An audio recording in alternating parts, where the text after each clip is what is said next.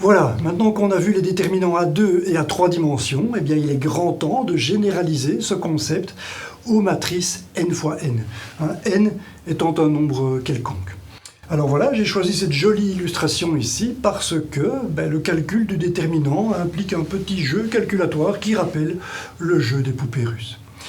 Alors, comme bien souvent, je vais commencer par un petit rappel. Voilà, on a vu le déterminant 2 fois 2, il est écrit ici, il s'applique à la matrice ABCD qui est ici, et on sait que ce déterminant représente l'aire du parallélogramme construit sur les vecteurs colonnes de cette matrice.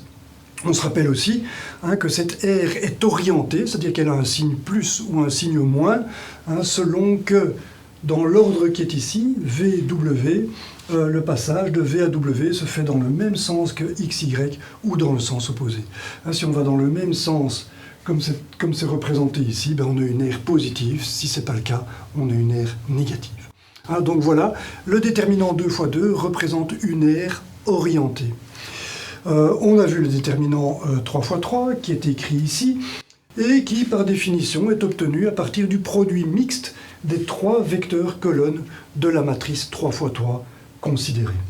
Alors ce produit mixte représente un volume qui est aussi orienté, c'est le volume construit sur les 3 vecteurs U, V, W de la matrice. Si ces vecteurs sont dans l'ordre indiqué ici, eh bien il faut que dans cet ordre, UVW constitue un trièdre d'extrogir pour que le volume soit positif. C'est bien le cas de cette figure. Si je ramène les doigts de la main droite de U à V, je vois que mon pouce va dans le sens de W. C'est bien un trièdre d'extrogir. Si ce n'était pas le cas, on aurait un volume négatif. Voilà. Voilà, donc maintenant je vais généraliser ça. Alors pour la généralisation, je vais passer à 4 dimensions avant de passer à n dimensions. Mais avant de passer à 4 dimensions, c'est-à-dire au déterminant 4 fois 4, je voudrais ouvrir une parenthèse ici qui a pour but de t'expliquer pourquoi on ne considère que des matrices carrées quand on parle de déterminants. Tu as vu que je t'ai parlé de déterminant 2 fois 2, ici 3 fois 3, et maintenant je vais te parler de déterminant 4 fois 4. Dans le contexte d'une généralisation de la notion de déterminant, tu pourrais te demander pourquoi je ne considère pas le déterminant d'une matrice 2 fois 3, ou 2 fois 4, ou 1 fois 2. Voilà, des matrices non carrées. Pourquoi ne pas considérer le déterminant d'une matrice qui n'est pas carrée? Alors voilà, pour ça je vais reprendre un moment le déterminant 2 fois 2, parce que il est plus simple, il est plus facile de se baser là-dessus, il n'y a que 2 dimensions, et je vais t'expliquer ça dans le contexte des transformations. Une matrice ABCD peut toujours être vue comme une matrice de transformation du plan, c'est-à-dire que des coordonnées d'un point x, y peuvent être transformées en des coordonnées x', y' à partir de cette matrice. On a bien x' qui sera ax plus by et y' qui sera égal à cx plus dy. C'est bien une transformation. Cette transformation, je peux l'inverser, c'est-à-dire que connaissant x', y', eh bien, je peux effectivement connaître x, y. Ça revient donc à inverser la matrice et on obtient l'expression qui est ici. Et dans cette expression, tu vois apparaître le déterminant. Eh bien, c'est ça qu'il faut que tu comprennes bien, c'est que cette notion de déterminant est intimement associée à la matrice inverse. Et cette matrice inverse, eh bien, elle n'est pas toujours calculable. Si je prends cet exemple-ci, je passe de 2 dimensions à 2 dimensions, tout est clair, la matrice A représente le passage de xy à x', y', et la matrice inverse qui est ici représente le passage de x', y' à xy. Connaissant x', y', je peux calculer xy comme l'indique l'expression ici qui contient donc cette matrice inverse. Et donc voilà, le déterminant en fait n'a de sens que pour des matrices qu'on peut inverser. Et ça, ce n'est possible que pour des matrices carrées, c'est bien ça qu'il faut comprendre ici. Pour illustrer ça, je vais prendre une matrice qui n'est pas carrée, une matrice qui est 1 fois 2, c'est-à-dire qu'il y a une ligne et 2 colonnes. Voilà une telle transformation, si je n'ai qu'une ligne avec 2 colonnes, je ne peux forcément, les 2 colonnes ici m'impliquent ici 2 dimensions toujours, donc j'aurai bien ax plus by qui sera donc un seul nombre, et ce nombre il est représenté ici, c'est x'. Donc je l'ai mis entre parenthèses parce qu'en toute généralité on a un vecteur ici, mais voilà, ce vecteur ici il est à une dimension. Donc je n'ai qu'une ligne et une colonne. Voilà, ici, qu'est-ce que je pourrais dire? Ben voilà, je vais représenter cette transformation. On a clairement une transformation d'un espace à 2 dimensions vers un espace à 1 dimension. J'ai un nombre ici que je peux placer sur la droite des réels. Et le x' en question, ben, c'est ax plus by. Donc tout semble comparable à ce qui est ici, jusqu'au moment où on se pose la question de l'existence de la transformation inverse.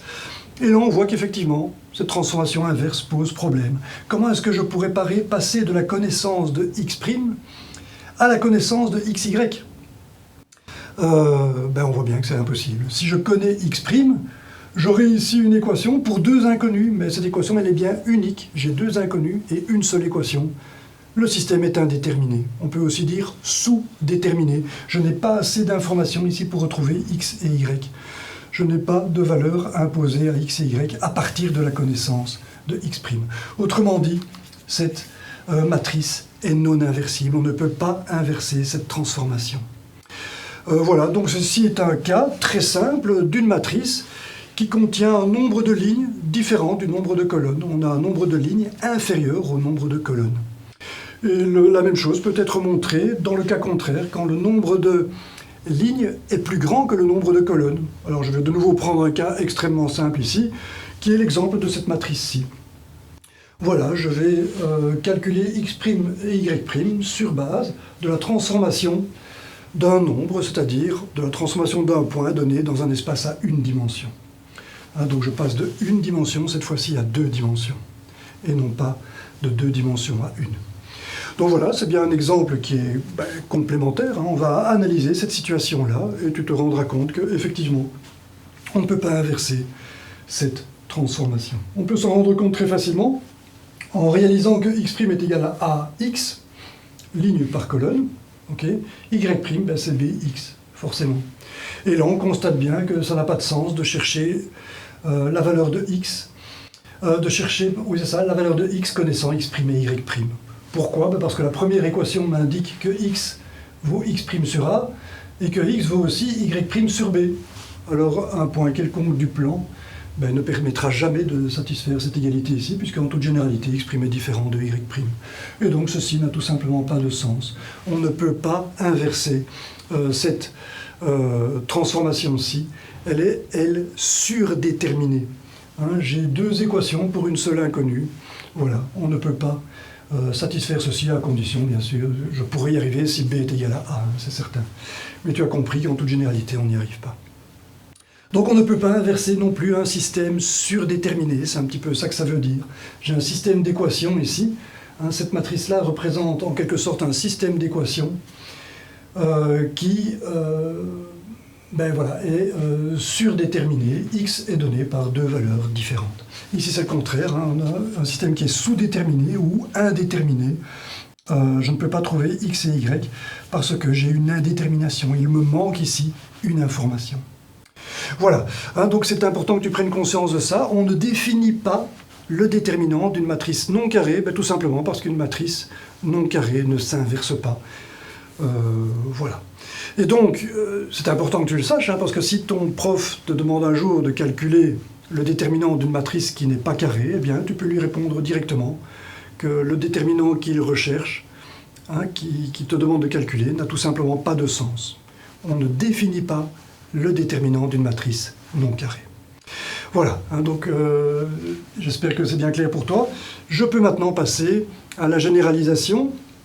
On va passer à 4 dimensions, mais avant ça, j'aimerais bien ici revenir sur le déterminant 3×3 en interprétant la ligne qui est ici. Tu vois apparaître les S ici, rappelle-toi ce que c'est. Ces S, d'abord on les obtient à partir d'ici, rappelle-toi bien de ça, j'ai bien UX ici, fois le petit déterminant, 2 fois 2 que j'ai ici, VYWZ moins VZWY, c'est bien ce qu'on reconnaît ici, c'est ce que j'appelle S de YZ. Et ça, tu te rappelles que ce S de YZ, il résulte en quelque sorte de ce déterminant du deuxième ordre qui représente une surface. Et cette surface, très facile à obtenir, il me suffit de représenter VYVZ et WYWZ, voilà, ce sont les coordonnées ce sont les composantes du vecteur que j'obtiens par projection dans le plan YZ ici. Voilà, et donc, ce que représente ici ce petit déterminant, hein, qui vaut S de YZ, eh bien précisément, c'est la surface de ce parallélogramme projeté dans le plan YZ. Et bien sûr, je peux le faire comme ceci pour la projection XZ et la projection qui est parallèle à ton écran ici, XY, hein, comme on la voit ici. Et donc on constate que le déterminant, qui n'est rien d'autre que le volume du parallélépipède UVW, hein, qu'on construit sur les vecteurs UVW, ce volume est donné par la somme de trois volumes. Trois volumes qui sont bien des volumes, puisque je vois bien ici une surface multipliée par une distance. Le UX qui est ici, il représente une certaine hauteur. Voilà, je vais multiplier la surface bleu foncé ici, SYZ, par cette hauteur UX. Et donc ça me donne bien la surface d'un parallélépipède. Ce parallélépipède a le volume d'un certain parallélépipède. Hein, ce volume, je le vois apparaître ici, je le vois apparaître là. Donc il y a trois volumes qui composent en fait le volume V qui est ici. Ce volume V résulte de la somme de trois volumes. Ces volumes pouvant être orientés avec des signes, hein, n'oublie pas, c'est important de s'en rappeler. Donc voilà, hein, tu verras que c'est important de bien comprendre ceci. Hein, le déterminant apparaît comme une somme de volumes, ces volumes étant obtenus par la multiplication de la surface ici, la surface qui vient du déterminant d'ordre 2 ici, surface fois multipliée donc par une longueur, la longueur représentant ici le premier élément ici de la colonne que j'ai là. Et tu vas voir que ça, c'est universel, on va la retrouver, hein, cette structure, dans le déterminant d'ordre 4 et d'ordre n également. Donc voilà, on passe maintenant à 4 dimensions.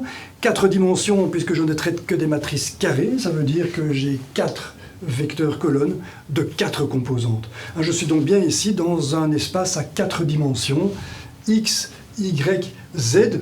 Il m'en manque une bien sûr, c'est la dimension que je vais appeler t ici. Et comme tu vois, je la représente en pointillé. Elle est en pointillé parce qu'en réalité, je ne pourrais pas la représenter. Une 4e dimension dans notre espace est quelque chose qu'on ne peut pas imaginer. Tout simplement parce que cet axe-ci doit être perpendiculaire aux 3 autres. Alors je peux le mettre perpendiculaire à l'axe x, comme j'indique ici, mais s'il est perpendiculaire à l'axe x, ça veut dire qu'il appartient au plan YZ. Et comment est-ce qu'il pourrait être à la fois perpendiculaire à Z et à Y? C'est impossible. Clairement, on ne peut pas représenter 4 directions perpendiculaires l'une à l'autre.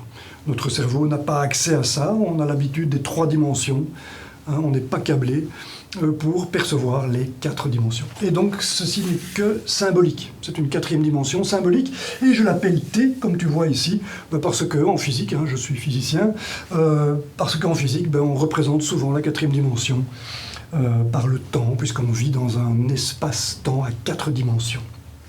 Voilà. Donc voilà, maintenant les 4 vecteurs dont j'ai besoin. Tu vois que j'ai rajouté un 4e vecteur ici qui ne peut pas être représenté dans une perspective comme ceci. Donc lui aussi, je le représente en pointillé.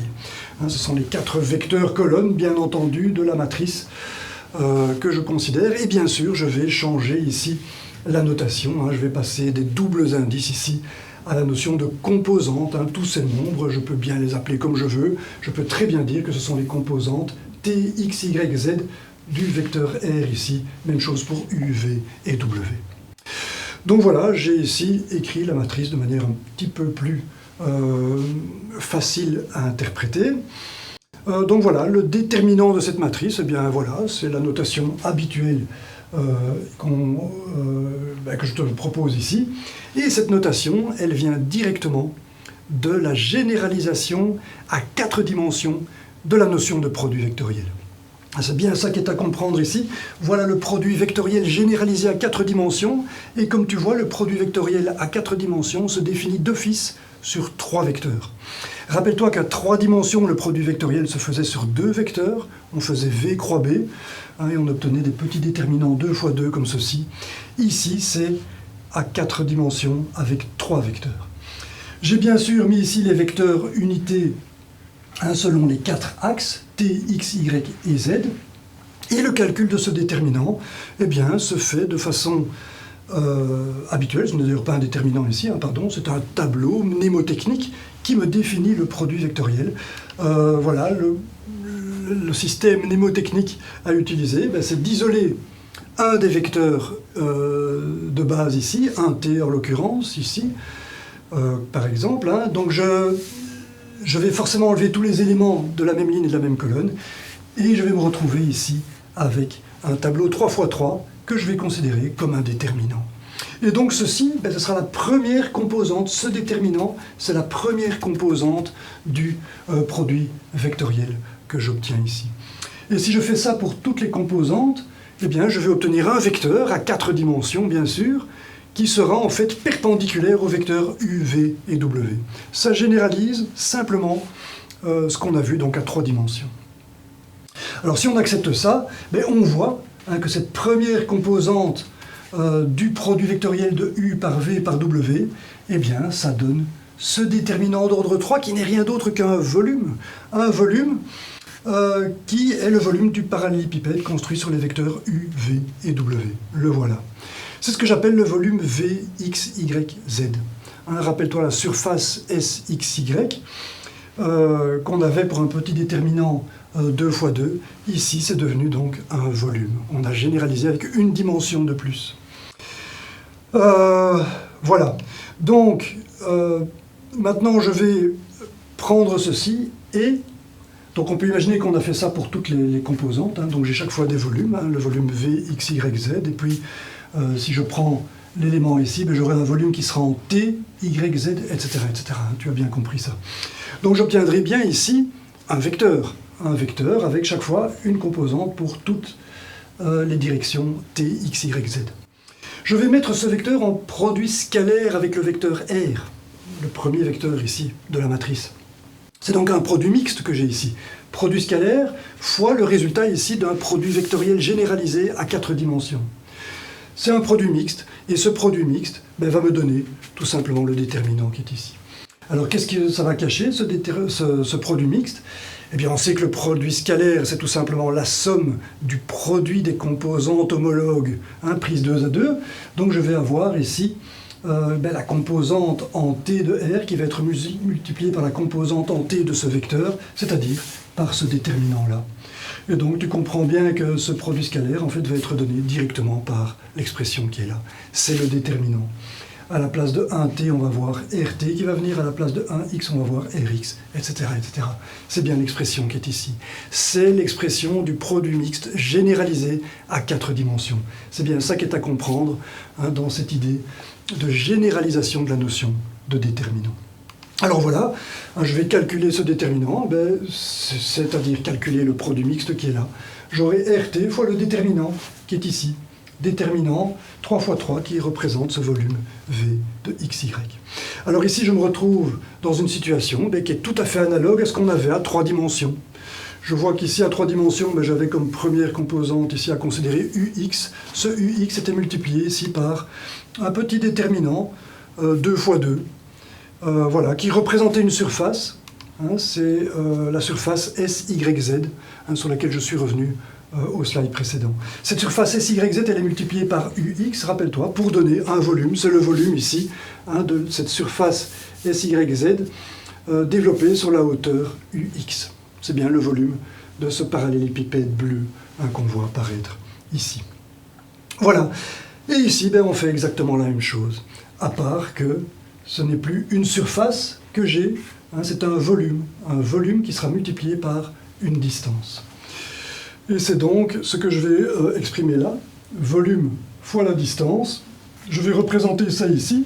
On voit que ce qui multiplie ce volume VXY, Z, c'est la composante en T du vecteur R. La composante en T du vecteur R, la voici, RT. Je vais donc multiplier ce volume par cette distance. Alors, multiplier un volume par une distance, on a des mètres cubes fois des mètres ici. Ça va donner des mètres exposant 4. On ne sait pas trop ce que c'est. C'est quelque chose qu'on ne peut pas se représenter. Je rappelle que c'est pour ça que j'ai mis des pointillés ici. Ce que je vais représenter ici, on ne peut pas se le figurer. C'est juste symbolique. C'est juste pour dire qu'on a un volume à 4 dimensions. C'est ce qu'on appelle un hypervolume. Un hypervolume, c'est la notion de volume généralisée à un nombre de dimensions supérieur à 3. Hein, si on a 4 dimensions, ben un volume à 4 dimensions s'appelle un hypervolume. À 5 dimensions également, 6 dimensions aussi. Et la forme géométrique qu'on va former ici avec ce volume construit donc sur les 4 vecteurs colonnes de la matrice qui est cachée ici derrière, hein, R, U, V, W, eh bien c'est ce qu'on va appeler un parallélotope. Ça généralise la notion de parallélépipède. Hein, le parallélépipède à 3 dimensions, ben, c'est tout simplement une forme géométrique qui est constituée de faces parallèles les unes aux autres. Voilà. Ici, ces faces deviennent des volumes, en fait. Hein, donc un parallélotope, c'est en quelque sorte une figure géométrique dont les faces sont constituées de volumes parallèles, 2 à 2.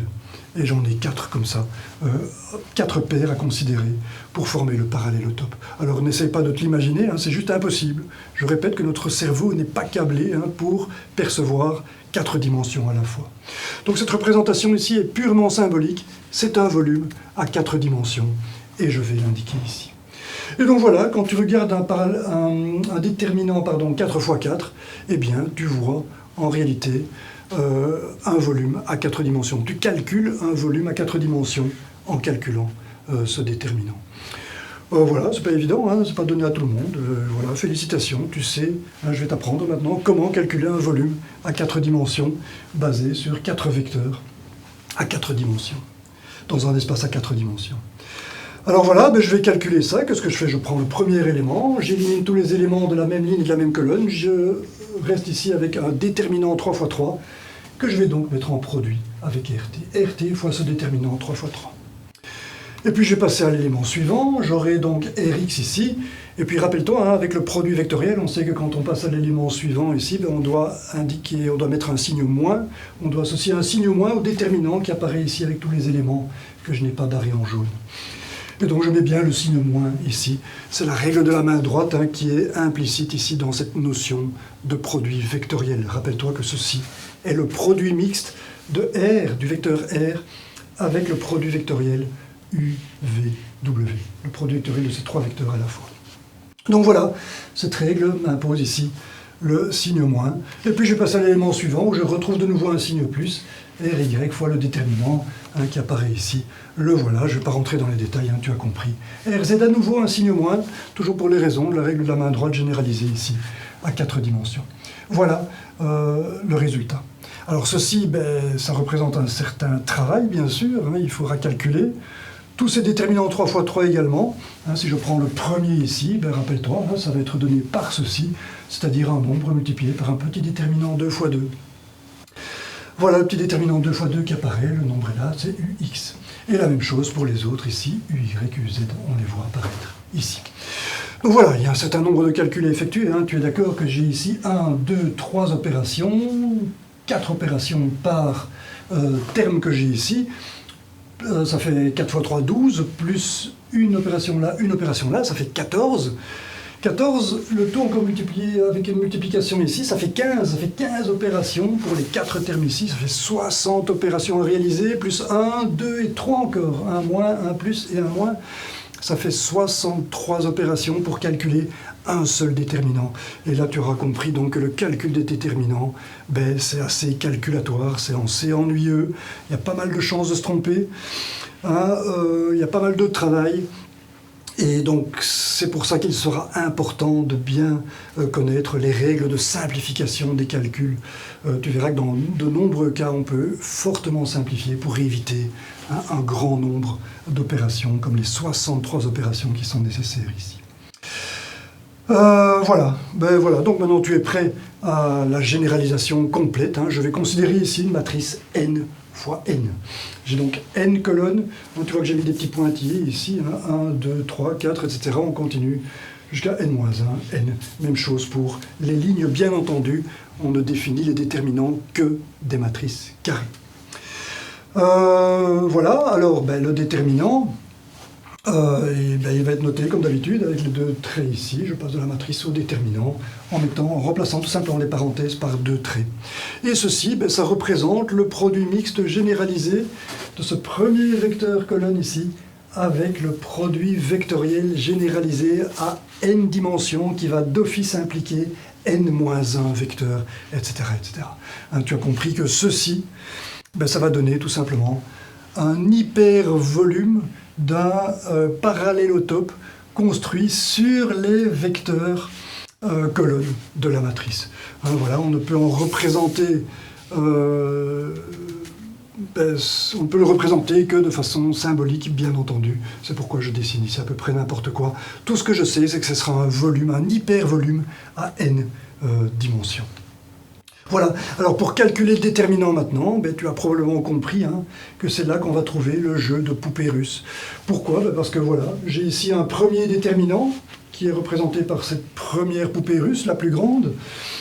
Et ce déterminant en renferme d'autres, bien entendu. Pourquoi? Parce que ben, quand je vais le calculer, je vais le développer selon la ligne qui est ici. Je vais prendre A11, qui va être multiplié par le déterminant que je vais représenter ici. Hein. J'élimine tous les éléments des lignes de la ligne et de la colonne de cet élément-ci. Et il va me rester donc ce déterminant-là. C'est un déterminant n-1, cette fois-ci, j'ai supprimé une ligne, une colonne. Et voilà, ça représente tout simplement la poupée de taille inférieure. Un déterminant d'ordre n contient d'office un déterminant d'ordre n-1, et je devrais même dire des déterminants d'ordre n-1. Hein, ce jeu poupée russe n'est pas tout à fait exact en fait, parce que j'ai n petites poupées comme ceci à l'intérieur, puisque je dois développer le déterminant sur tous les composantes du vecteur V1 ici. Je vais faire A1 fois le déterminant qui est ici, et puis A2, 1 fois le déterminant que j'obtiens en supprimant la deuxième ligne, la première colonne. Hein, tu as compris. Comme ça. Donc j'ai bien n déterminants de taille n-1 à calculer. Et bien sûr, pour calculer ces déterminants de taille n-1, eh bien, je vais devoir calculer un déterminant de taille n-2. J'ai supprimé deux lignes, deux colonnes cette fois-ci pour calculer hein, ce par quoi je dois multiplier ici A2. Voilà, c'est la poupée suivante. Hein, ce sera le déterminant de taille n-2 que je vais devoir calculer ben, en nombre de n-1, hein, puisque j'ai bien ici n-1 termes ou facteurs à considérer, avec chaque fois un déterminant différent, bien sûr, j'en aurai n-1. Donc voilà, n-1 déterminant de taille n-2, etc., etc., hein, jusqu'au moment où je vais arriver au déterminant d'ordre 2, qui lui appartiendra à un déterminant d'ordre 3, et j'en aurai bien sûr 3 à calculer du coup. Hein, les 3 éléments qui sont ici devant dans le déterminant d'ordre 3 ben, vont être multipliés par ben, chacun un déterminant, donc il y en a bien 3. J'aurai bien 3 déterminants différents. J'arrive donc ben, tout doucement à la poupée la plus petite, mais on voit qu'il y en a encore une, parce que je peux très bien considérer que ce terme-ci, hein, pour calculer ce déterminant 2 fois 2, ben, je vais reprendre de nouveau le premier terme, que je vois ici, du vecteur colonne que j'ai ici, c'est un petit vecteur cette fois-ci à 2 composantes, hein, l'équivalent. Je vais multiplier ce premier terme par celui-ci. Et celui-ci, ben, je vais considérer, comme je l'ai fait depuis le départ, comme un déterminant. Hein, pour le tout premier ici, A11 était multiplié par un déterminant, A22 était multiplié par un déterminant. Ben, c'est la même chose ici. AN-1 fois N-1 sera multiplié par ANN. Et ça, ben, je peux le considérer effectivement comme un déterminant. C'est la plus petite poupée. C'est le déterminant 1 fois 1. Et cela, ben, j'en ai 2. Puisque ce déterminant appartient à un déterminant 2 fois 2, je vois bien que j'aurai celui-ci pour ce terme-là. Et puis ce terme-ci, ce facteur-là, va être multiplié par ce facteur-ci. Voilà, j'aurai donc bien 2 déterminants d'ordre 1 qui représentent simplement le nombre qui est dedans, tout simplement. Voilà, j'en aurai bien 2. Et donc voilà, tu vois que pour le calcul d'un déterminant d'ordre n, eh bien, tu vas devoir calculer n déterminants d'ordre n-1, n-1 déterminants d'ordre n-2, etc., etc. Ça va te faire le calcul de n fois n-1 fois n-2, etc., jusqu'à 3, jusqu'à 2. C'est-à-dire que tu vas calculer n factoriel déterminants. Factoriel de n, c'est le nombre de déterminants que cache le déterminant de base. Hein, ça veut dire que ce petit jeu calculatoire est un petit peu plus complexe hein, que le simple jeu des poupées russes. Les poupées russes sont multipliées en grand nombre à l'intérieur. Voilà. Ben voilà, maintenant je suis prêt à synthétiser la généralisation du concept de déterminant, hein, puisqu'on voit que j'ai même généralisé jusqu'à des dimensions inférieures. On connaissait le déterminant 2 fois 2, 3 fois 3, Et tu vois que je suis aussi passé au déterminant 1 fois 1, déterminant d'ordre 1.